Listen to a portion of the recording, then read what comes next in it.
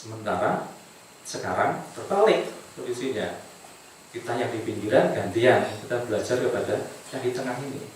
Ampun supes derek-derek sedanten, like, komen, dan subscribe nggih. Matur nuwun. Yang kita ingin sadari adalah bahwa kita dan juga orang Barat itu mempelajari ilmu pengetahuan dari orang Islam itu bisa, ya, tanpa kemudian mereka menjadi Muslim gitu. Meskipun ada yang kemudian masuk Islam, ada, ya. Tetapi mereka menjadi pintar tanpa menjadi Muslim gitu. Ya kan? Hal yang sama kita bisa lakukan. Kita bisa belajar dari Barat tanpa kemudian menjadi orang Barat atau beragamanya orang Barat. Jadi antara pengetahuan dengan agama itu ternyata prakteknya itu bisa kita pisahkan, ya. Dan kita bisa belajar dari orang lain tanpa ada kekhawatiran. Dulu saya ketika belajar di Belanda, ya, itu pertanyaannya ngapain lulusan yang belajar di Belanda, ya. Nanti jadi orientalis, jadi ya antek-antek Belanda lah gitu. Ya. Ini kan karena kita tidak pede saja. Ya. Dulu umat Islam itu pede sekali belajar pada ilmu Yunani itu, ya, kepada Romawi. Sistem pemerintahan Islam, kekhilafahan Islam itu banyak mencontoh dari Romawi. Bahkan sistem tentara yang dibayar itu mencontoh Romawi.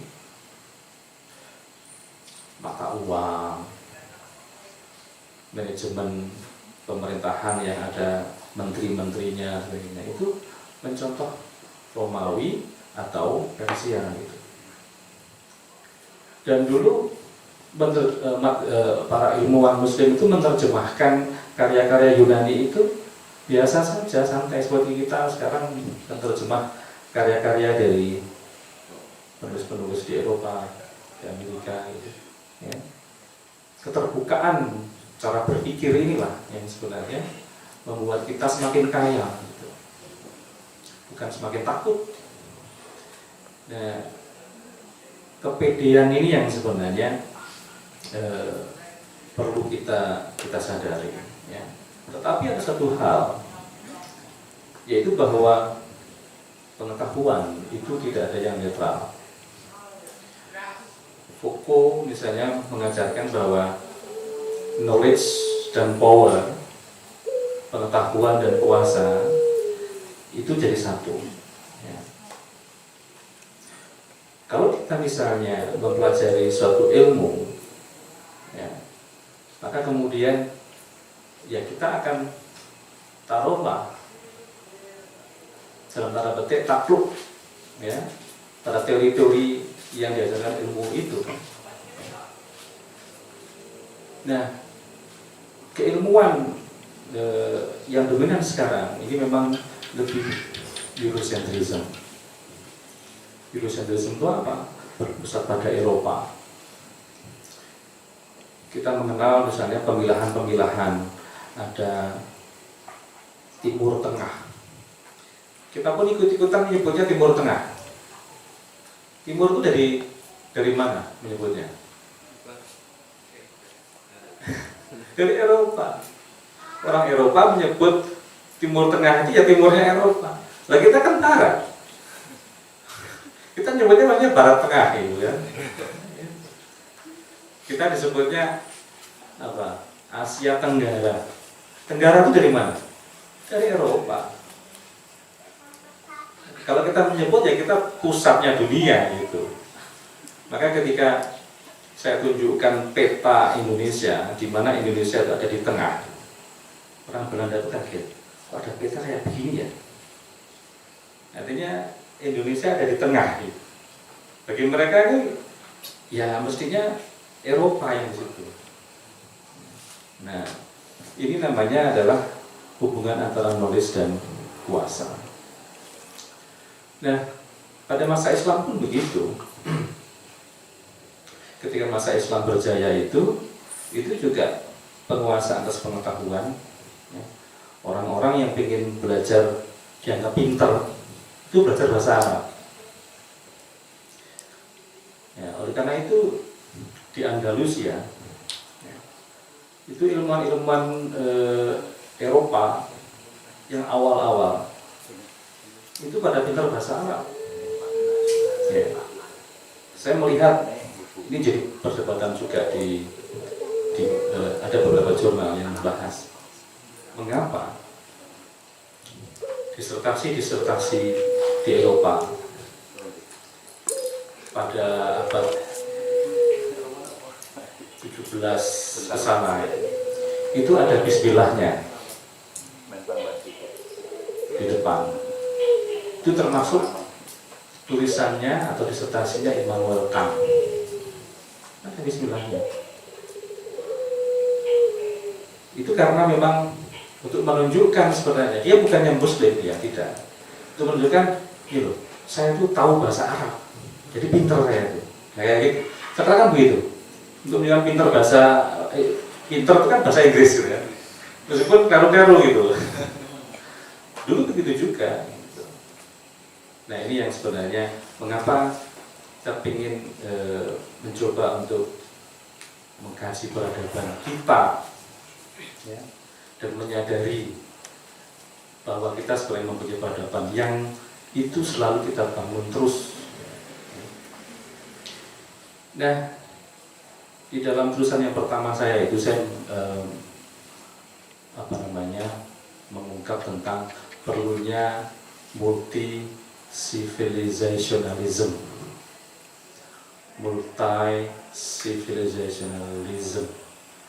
yaitu suatu pandangan adanya pluralitas peradaban. Bukan hanya ada peradaban Eropa, kemudian Timur, bukan hanya itu. Di dalam Islam sendiri itu bukan tunggal peradabannya, ya kan? Jadi perbedaan itu jangan dilihat sebagai hierarki bahwa yang satu itu lebih rendah dibandingkan yang lain. Hanya disebut sebagai berbeda. Peradaban Islam, peradaban Timur, peradaban Jawa, peradaban Nusantara itu bukan berarti rendah dibandingkan Barat. Ya. Barat juga banyak yang tidak tahu tentang apa yang diketahui oleh orang Nusantara. Ya. Kita berbeda, tapi berbeda itu bukan berarti lebih rendah. Ini yang sebenarnya logika yang ingin saya bangun di dalam tulisan saya itu. Nah, terkait ya dengan perbincangan terhadap Islam yang dikatakan kemudian decline atau mengalami kemunduran setelah runtuhnya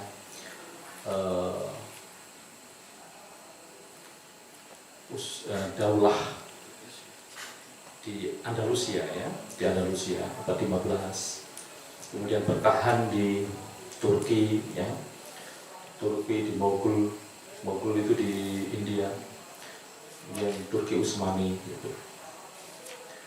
Artinya sebenarnya ketika Andalusia runtuh itu peradaban Islam itu belum runtuh, ya, masih bertahan di beberapa daerah yang lain, termasuk di Nusantara, ya. Di Nusantara kita menyaksikan adanya Aceh, ya. Aceh dari Samudra Pasai, ya, dan Perlak, kemudian Aceh Darussalam, ya. Itu kerajaan besar itu, ya.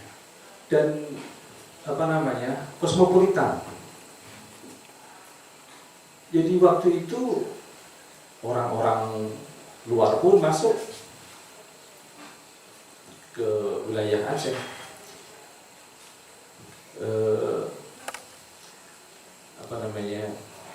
Pasai misalnya, ketika Ibnu Battuta datang ke Samudra Pasai pada abad ke-14, ya, itu dia menemukan di sana sudah ada kerajaan Islam. Dari Islam, kemudian dia bertemu dengan 3 ulama. 3 ulama itu semuanya dari luar semua. Ada yang dari India, ada yang dari Persia. Yang dari Persia 2 orang, dari Shiraz dan dari Isfahan. Kemudian yang dari India itu dari Delhi. Ini menunjukkan bahwa saat itu sangat terbuka. Dan Tengku Iskandar misalnya itu mengatakan bahwa Samudra Pasai pada masa itu sudah menjadi center of learning bagi belajarnya sarjana Islam lain di Nusantara. Nah, ini yang beberapa hal yang sebenarnya saya masih perlu dalami, ya, itu pada abad 14. Misalnya saja ada informasi bahwa Sunan Bonang dulu belajarnya itu ke Aceh, ya. Itu berarti Aceh satu center of learning. Di Aceh itu namanya pesantren itu namanya Dayah. Ada Dayah Manyang, itu Dayah tinggi, Dayah tinggi. Nah, saya menduga ya, Sunan Bonang ini dulu belajar juga di Dayah seperti itu. Kalau kita lihat misalnya Sunan Bonang di dalam buku atau kitabnya Syekh Bahri itu, nah itu kan menunjukkan dia penguasaan kitabnya itu sangat bagus. Ya. Jadi kutipan-kutipan dari bahasa Arab dari buku-buku atau kitab-kitab Babon, dari Ihya Ulumuddin, dari Tamhid, dan dari yang lain-lain, itu menunjukkan bahwa Sunan Bonang itu berhasil sampai Bonang ya. Dari Aceh sampai Bonang ya. Ya. Kalau kita lihat tadi misalnya ya, di Samudra Pasai saja ulamanya itu dari Shiraz, ya kan? Dari Isfahan dan dari Delhi. Wajar apabila kemudian melahirkan ya, ulama-ulama besar. Itu. Nah, kemudian ketika abad 16, akhir 16, awal abad ke-17 itu muncul Sultan Iskandar Muda. Ini yang dianggap sebagai kejayaan, masa kejayaan Aceh itu pada masa Iskandar Muda ini. Setelah muncul yang namanya Syekh Hamzah Mansuri dan Syekh Samsudin Sumatrani. Kemudian nanti digantikan oleh Sultan Iskandar Sani yang kemudian mendatangkan seorang ulama dari Ramir, India, namanya Nuruddin Ramiri itu. Jadi ini tadi karena Pak Yai Jadul mengatakan supaya Wadatul Wujud sudah selesai ya, saya jadi bingung juga nanti. Enggak apa-apa sih ya. Sedikit ya, enggak, karena kepean saya tinggal akhirnya. Ya, jadi begini, Hamzah Mansuri ini seorang sufi yang lebih wahdatul wujudnya itu disebut sebagai panentheism. Bukan pantheism tapi panentheism. Panentheism itu semuanya ada di dalam Tuhan. Ya.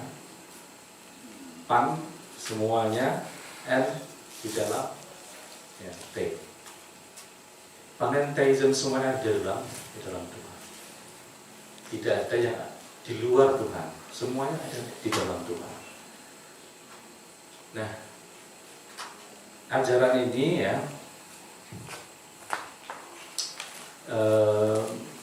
yang menggambarkan itu seperti ini menarik, seperti apa namanya, cycles of rain. Oke, thank you guys. Jangan lupa subscribe, like, and comment. Matur suwun, terima kasih. Thank you so much.